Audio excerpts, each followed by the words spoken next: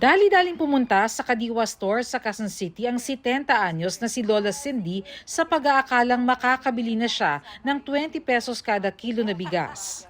Tumatakbo pa ako kasi sabi ko habulin ko. Tapos pagdating nyo? Wala pala.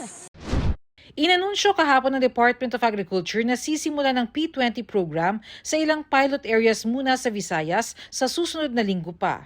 Tinatayang aabot sa 3.5 billion hanggang 4.5 billion pesos ang iluluwal na subsidiya ng gobyerno at piling lokal na pamahalaan para sa programa. Para kasi maibenta sa halagang 20 pesos ang bigas, pupunan ng gobyerno ang diferensya sa presyo. Maganda naman daw ang layunin ng programa ayon sa Federation of Free Farmers Cooperative para maibenta ang stocks ng bigas sa mga warehouse ng NFA na nanganganib babulok. Pero malaking lugi raw ito sa pamahalaan kaya mungkahin nila. Hindi kaya better used ito or at least malaking bahagi nito, itong subsidy nito, para palakasin po yung productivity ng ating mga rice farmers. Puna naman ang consumer group na Bantay Bigas, bakit sa Visayas na mayaman sa boto unang inilulunsad ang programa, samantalang lahat naman daw naghahanap ng murang bigas. Double digit yung pagbaba ng kanyang trust rating at syempre yung pwedeng pabanguhin yung image ni BBM which will translate doon sa kanyang mga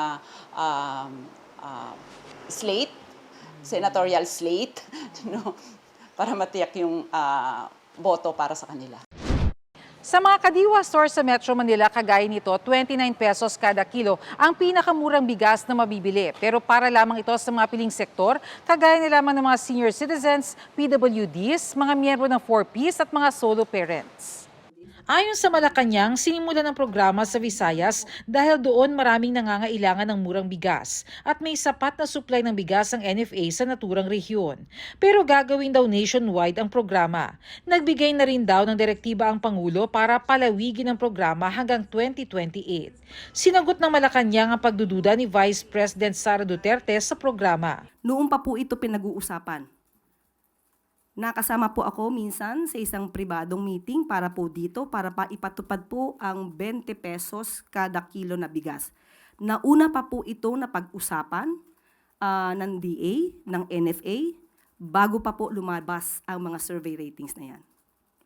Huwag sanang pairalin ang crab mentality at huwag maging anay sa lipunan.